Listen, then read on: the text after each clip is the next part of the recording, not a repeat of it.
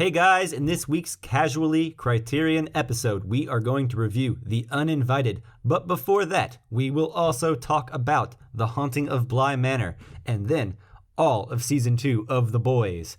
Don't worry, it'll all be time-stamped, so look at your show notes. Join us!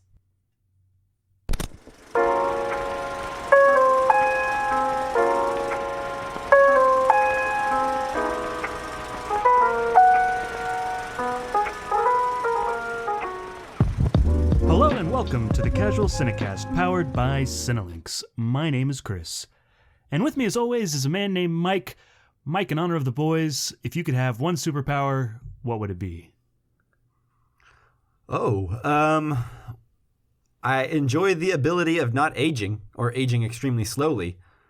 But then again, I also like the ability to shoot lasers with my eyes. I was going to use a grosser one, but then again, I was thinking I wouldn't really want that ability. Something that happened this season, but it's actually kind of gross, and I wouldn't want to say that. It would feel tacky to say it, so we'll go with one of those. All right. That's an interesting one. Or two. Do you know what I'm talking about? Not right off. Justin, do you know what I'm talking about? I believe so. Yeah, you probably do. It's a gross, tacky power that came this season. Anyway, continue, Chris. Yeah. Also with us, you've already heard his voice, Justin. Same question to you. What superpower would you choose? I like the immortality thing, you know? Like I don't know if it's invincibility or immortality, whatever you want to call it, because I think this is a conversation you and I had a long time ago, Mike, but we were talking about how even if they stopped making any movies today, like no more movies were ever made, we still wouldn't have enough time to watch all of the ones that exist and catch up. That's true. So, I don't know, maybe there's a chance. So you'd want to live forever simply to watch all the movies? Well, I mean, simply makes it too simple, but I don't know. It seems appropriate since we're on a movie podcast. If you had the time. The reason. Yeah. It makes sense. I mean, maybe I could never catch up, but like one day the world's going to end and it'll be me and a TV and all the movies. Yep. And just don't break your your glasses. Yep, yeah. Exactly. Well, I would think with immortality and nothing aging on me, my eyes would be good because they're good now, right? I don't have to have glasses or contacts or anything. So as long as I was born with good eyesight, it would never deteriorate. Okay, that's true. But what if electricity was no more? Yeah, I know. I don't know. I'd figure out a way. I think I could invent electricity You'd have again. time. You'd have time to figure it out. Yeah. Hook it up to a bike and you could ride the bike and generate electricity that stay way. in shape and watch the movies. Yeah. Win-win. Yeah. Be better shape at 150 than you ever were. Exactly. At whatever age you are now. All right. If this is your first time listening, this is a Casually Criterion episode, which is a Criterion Collection focused episode that we like to do every other week, where we review a film from the Criterion Collection that is voted on by the listeners. Before we get into the main review, we'll be doing our usual News on the March, where we talk about recent news and things that we've been watching. So if you haven't seen the movie, you can still listen, and then we will move into the main review. All of it will be time-stamped. Again, our main review is The Uninvited, spine number 677. That's right. And if you want to vote on our Criterion films, listen to the end of this episode. We'll be listing our choices for the next poll. You can vote in the poll on Twitter at Casual Cinecast. You can also follow us on Facebook and Instagram at Casual Cinecast. But you should follow us on Twitter to vote. And if you want to send us any topics or questions about the movies we're reviewing each week, you can send messages to any of those social media accounts or to casualcinemedia@gmail.com. And then, of course, if you haven't done so already, go into iTunes, give us a 5-star review, let other people know that we're a show worth checking out, and we would appreciate it. Please and thank you. Okay, and with that, gentlemen, I say we go ahead and move into News on the March. What do you say? Yeah. Why not? Yes, sir. All right. News on the march.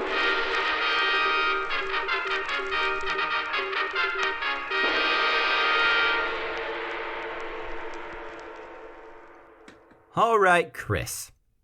Yes. You were gone last week. Welcome back, by the way. Thank you. You're welcome. why don't you go ahead and kick us off on News on the March? Because after we finish whatever you're talking about, we're actually going to go into a spoiler-filled discussion for Season 2 of The Boys, and then we'll move into our main review. This will all be time-stamped, so... But first, anyway, Chris, kick us off. What did you watch this week? Yeah, The Haunting of Bly Manor came out. Mike Flanagan is a guy that I've been watching over the last couple of years. Actually, probably I started with The Haunting of Hill House, where like Mike Flanagan is someone on the rise, and then he did Dr. Sleep, and I'd watched some of his older stuff that I've really enjoyed as well. He did that Gerald's Game too, right? On yeah, Netflix? Gerald's Game. Okay, so I've seen 2 of his movies he's done. I haven't seen any of his TV shows. Does he direct them, or does he just kind of oversee them? So the first season, he wrote and directed every single episode. I don't know about writing, but he did direct every single episode of the first season. That was probably more difficult to do for this season because he was probably busy doing some other things. There was like probably a different director for every episode, I think, in this one. So it's a little bit different than the first season. The first season was based on The House on Haunted Hill, I believe is the name of the play or / book that it was based on. And then this one's based on The Turn of the Screw. One of the things Mike Flanagan does really well is adaptation. We've seen that with Stephen King's properties that he's taken and adapted to me in a really good way. Like Gerald's Game is supposedly, an unfilmable short story that Stephen King wrote, but he did a really great job with it, I think. I was more impressed with Dr. Sleep and his ability to like reconcile the Stephen King version of The Shining with like the Stanley Kubrick version of The Shining and still make it work with being an adaptation of Dr. Sleep, which is a direct sequel to Stephen King's version of The Shining. And he somehow makes it all work. Yeah. In the movie in a really cool way that actually feels like a sequel to Stanley Kubrick's The Shining, but takes the messages and the meaning and everything that you should have gotten from the novel. It's really fascinating. So I agree with you that he's a really interesting voice in horror who seems to really thrive with source material and understand it in a way that makes it accessible to like mainstream audiences. For sure. I would totally agree with that. I was a big fan of The Haunting of Hill House.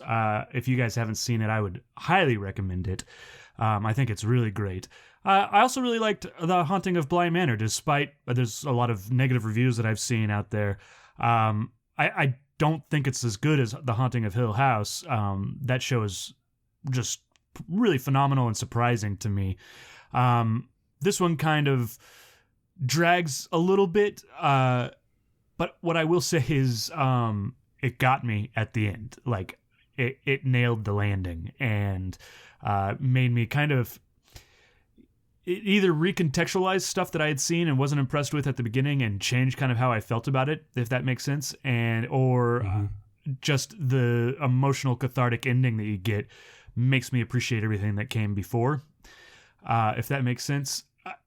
I do, one of the things I think Mike Flanagan does really well, especially with his 2 Netflix shows, is the way he adapts the ghost stories in general, and how the ghosts aren't the obvious metaphors for, trauma and guilt, and it shows how like you can pass those things on to, other family members, and so it's more about the emotional part of ghosts or being haunted, being haunted by events that had happened to you, if that makes sense. And there's like this really emotional catharsis to his 2 TV shows that I really appreciated in these. I mean, that sounds like the same thing that Stephen King does with horror and the way he did with Stephen King's adaptation of horror. So it sounds like he's just kind of doing that in TV in his own right. So it seems like he's just taken the lessons he's learned from adaptation into making it something else. Yeah, I would definitely agree with that. And that's why he's such a good fit with Stephen King as well. I think that, like you talked about his voice, but like I think they have a very similar way of telling these ghost stories. Sure. I don't think that The Haunting of Bly Manor was very scary, where I found The Haunting of Hill House had these moments of like tension and like even jump scares that like Sure. that And to got be me. fair, I don't think Gerald's Game or Dr. Sleep are very scary either. Right, but right, that doesn't make them not good. right. All right, well that covers the Haunting of Bly Manor. Wait, I hang do on. recommend One it. quick question. How is it connected to the Haunting of Hill House? It's not really. Okay. It's going to be. I imagine they're going to do a third season. So one of the things I will say, going back to just the show, one of the fun things about it is a lot of the same actors show up, but they're in different roles, and so it's fun to see these actors play different roles. It's like a like a repertory theater type of thing. It sounds like an American Horror Story, though, which is notoriously lame. Right. Well, but it's also. I mean, who's the guy that does that show? I don't know, Mr. Lame guy. Yeah, he did like the O.J. Simpson one and Oh God, the Hollywood. Mr. Hack TV man. Yeah, Ryan something. Anyways, he does a ton of Murphy? shows. Ryan Murphy, that's it. Yeah. And so like American Horror Story, I wouldn't necessarily compare it to that. I watched the first season of American Horror Story. This is, I think, much better. Yeah. Yeah, at I least had an more my ex one style time that of showed horror. me some American Horror Story, and it was quite possibly only topped as the worst TV I've ever seen by Once Upon a Time. I Have watched. you guys ever seen that show? No. I have. It's dreadful. It's terrible. Yeah, I watched one season of American Horror Story. It was like the 4th season. And it was okay. yeah. It left me disappointed by the end, but Well, I think both of you guys should definitely check out The Haunting of Hill House, because while I like the Bly Manor one, Haunting of Hill House is excellent. Very, very good. Yeah, well, I'm a huge fan of Mike Flanagan's movies that I've seen, so I would be all about a show that he wrote and directed like the whole season. The Bly Manor one, maybe less so, unless I really like The Haunting of Hill House. But you have me sold on that one. In fact, you had me sold last year, but I forgot about it Yeah. until this happened. All right, cool. So, all right. I guess from here on out, for the rest of News on the March, we're going to be talking about season 2 of The Boys that just wrapped up this last Thursday/Friday, and we're going to talk about it. So if you don't want to hear anything about season 2 of The Boys or season 1 of The Boys, I would go ahead and look in your show notes now and just skip ahead to our review of The Uninvited. Okay, so Chris, you weren't here last week. Why don't you kick us off on your thoughts on how the season ended and what you thought of the season as a whole? Yeah, I really think that The Boys season 2 is really, really good. It's definitely a step up from season 1, I think, and maybe that has to do with being released week to week. We don't need to get back into that, I guess.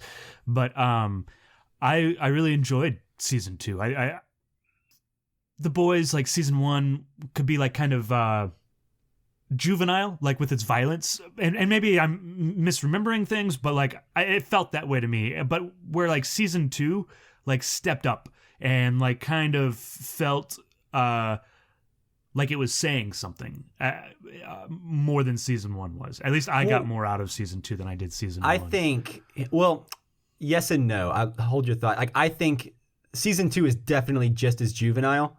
I just think that what it's saying is ramped up a little bit more, so you're able to kind of counter it. I think it's balanced a little more. Yeah, agreed. Like, yes, that makes sense. I think what it's saying is a little more on the surface Yeah.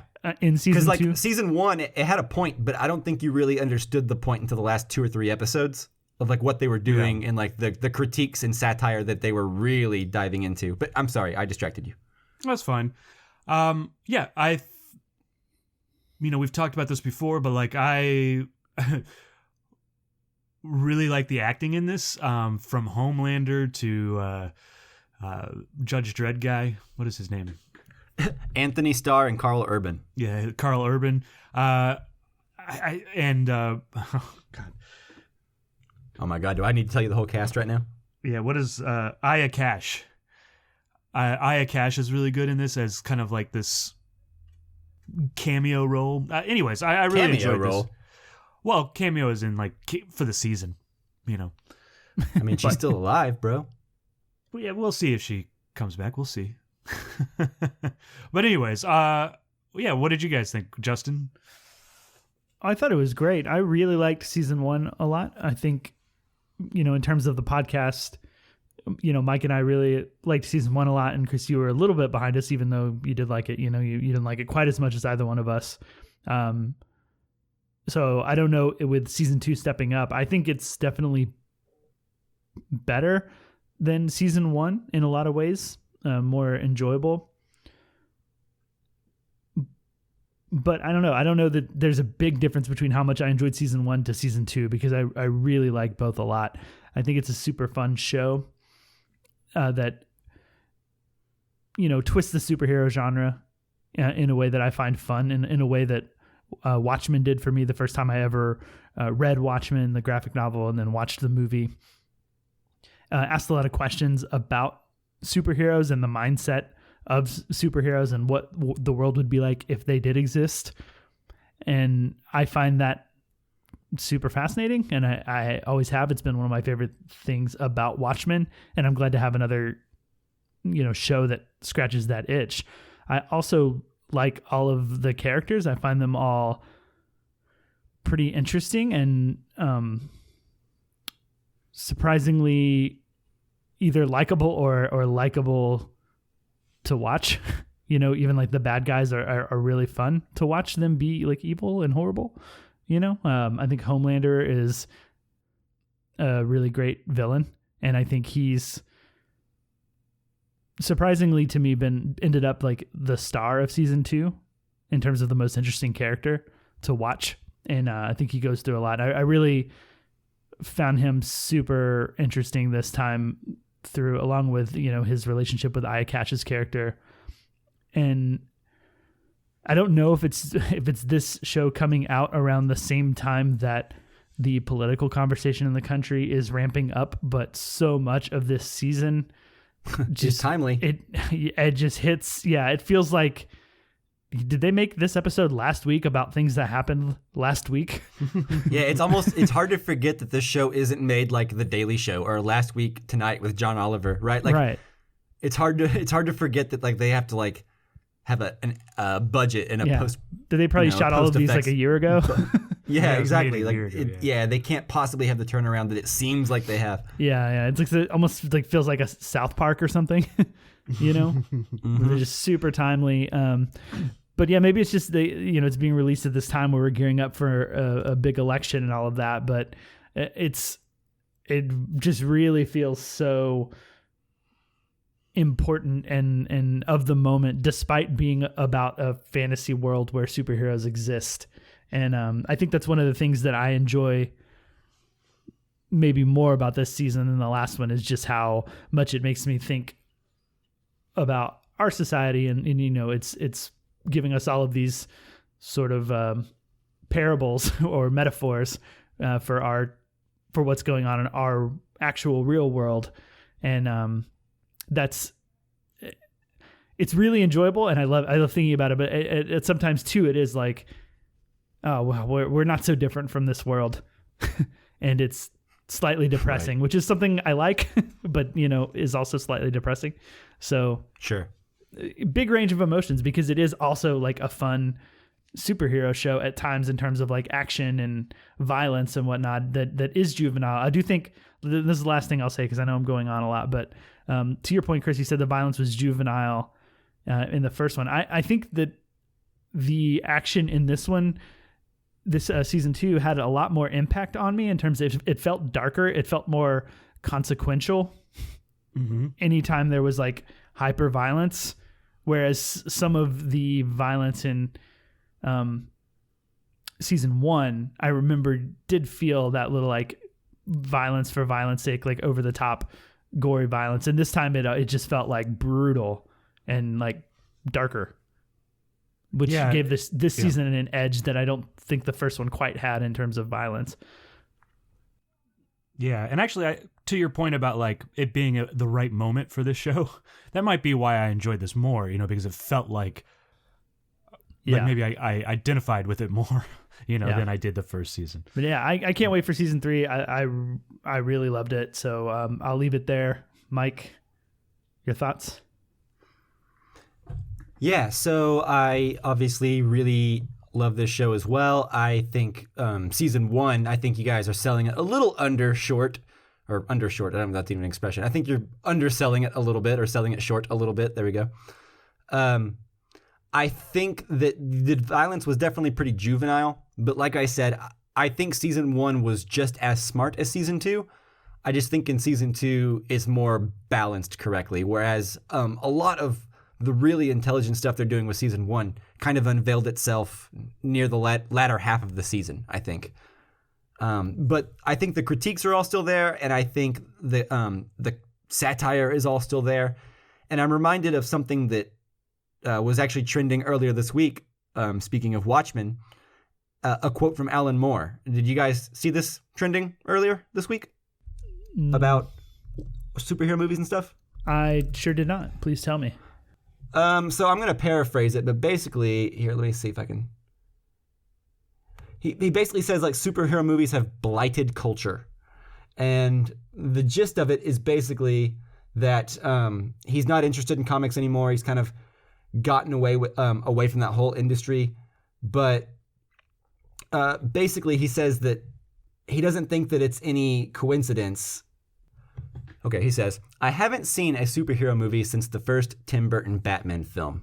They have blighted cinema and also blighted culture to a degree. Several years ago, I said I thought it was a worrying sign that hundreds of thousands of adults were queuing up to see characters that were created 50 years ago to entertain 12-year-old boys. That seemed to speak to some kind of longing to escape from the complexities of the modern world and to go back to a nostalgic, remembered childhood that seemed dangerous. It was infantizing the population. And so I think that, although we all are on record liking some of the Marvel movies and all that, me more than even you, Justin. I think Chris and I like them even more. Yeah. But I think even we have been critical to an extent of the way movies are going, just as fans of cinema and the Criterion Collection and artsy movies. I don't want to live in a world where, the 10 biggest grossing films of the year are all comic books and sequels, And you might live in that world. Just about. I do live in that world. We do live in that world. But what I'm saying is something like The Boys doesn't necessarily feel like it's contributing to that. It feels like a reaction to that more than anything.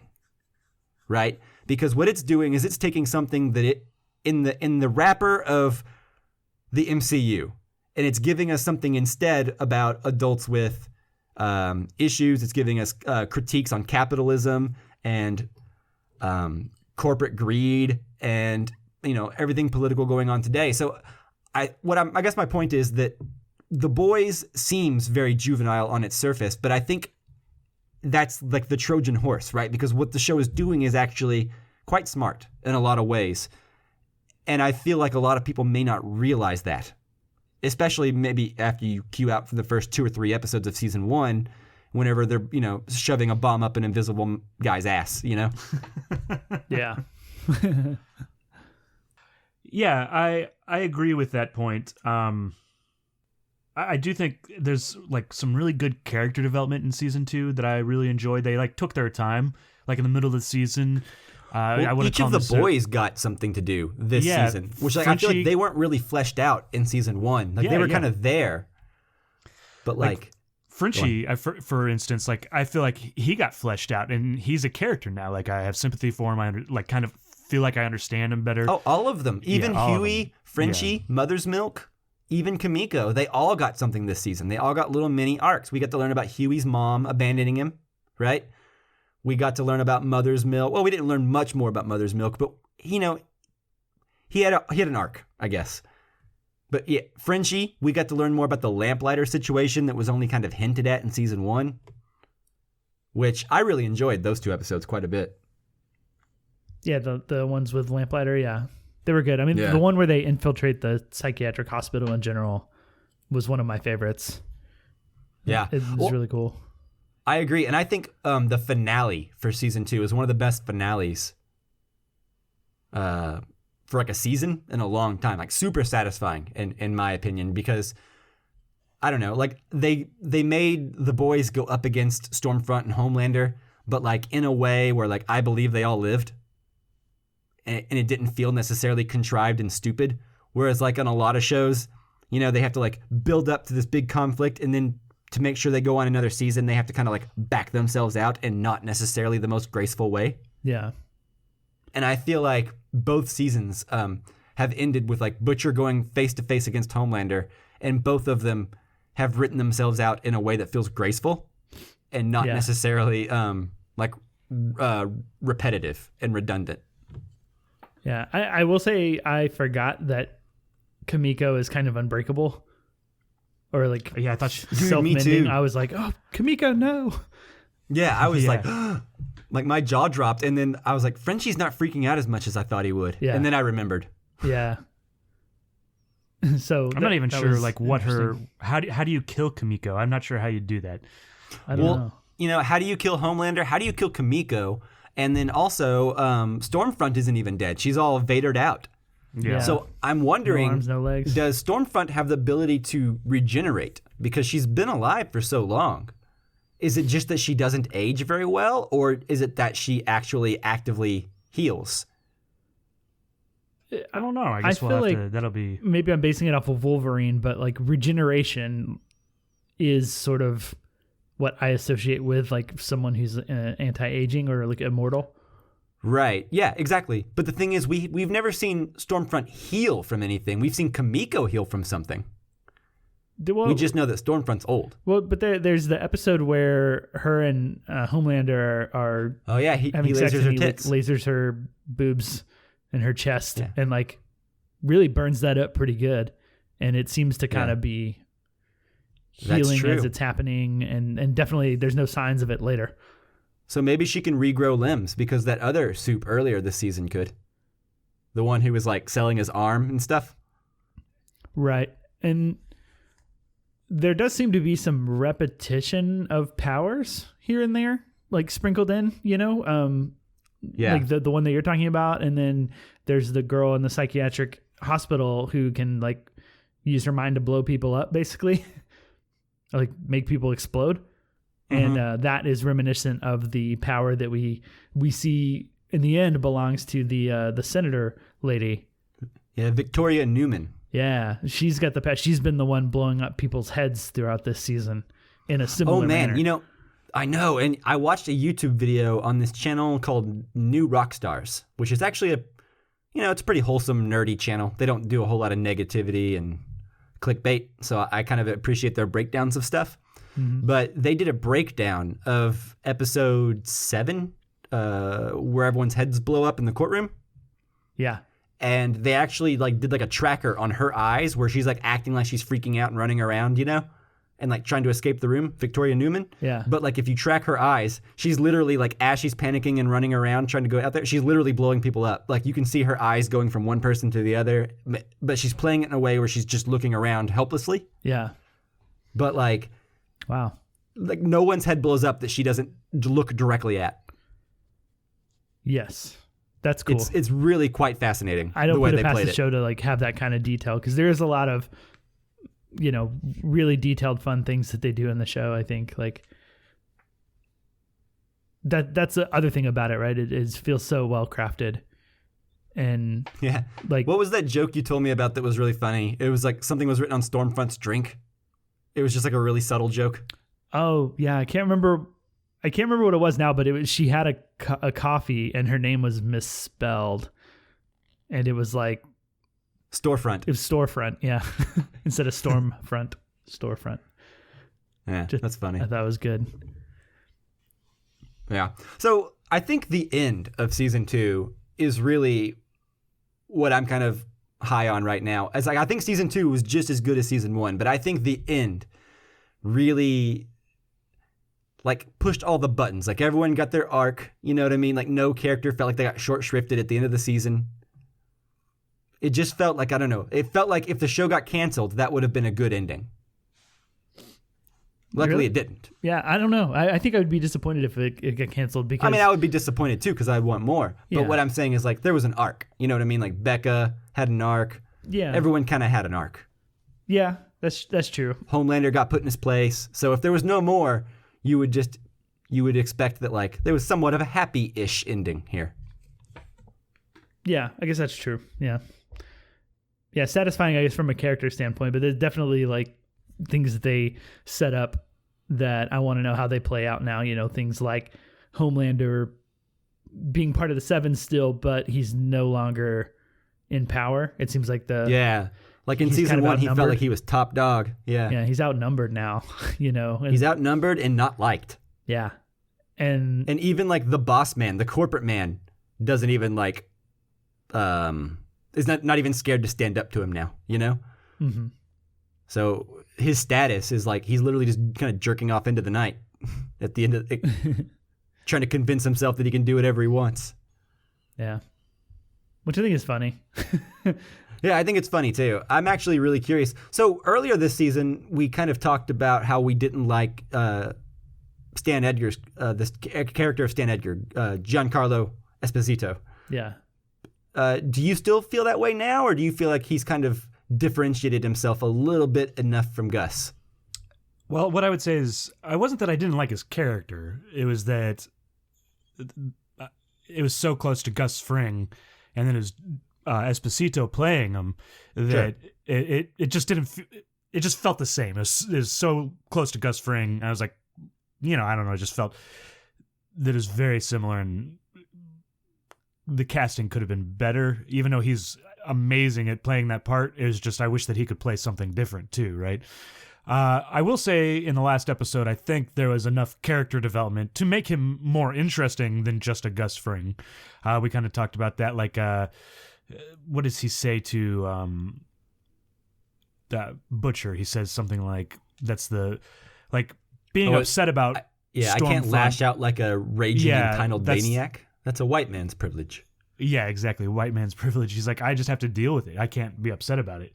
Also, the fact that he is, like we've learned, money is the only thing that matters to him. Race, nothing else matters. You know, money and the bottom line, you know, for his company is what matters. And that is interesting in itself. I think there's some differentiation in there. And I would really look forward to next season, like hopefully some more stuff that differentiates him from Gus Fring is kind of what I'm looking for in that character. Yeah. And it wouldn't be such a problem if it wasn't, you know, Esposito playing him, but because it is, it's really hard for me not to make that connection and compare them the whole time. It's going to be interesting when Mandalorian comes out at the end of the month.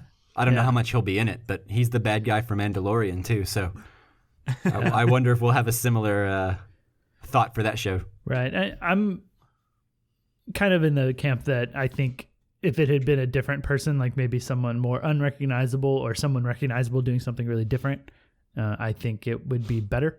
Because even though the character is good and interesting, and I like that, it still feels like the same performance to me.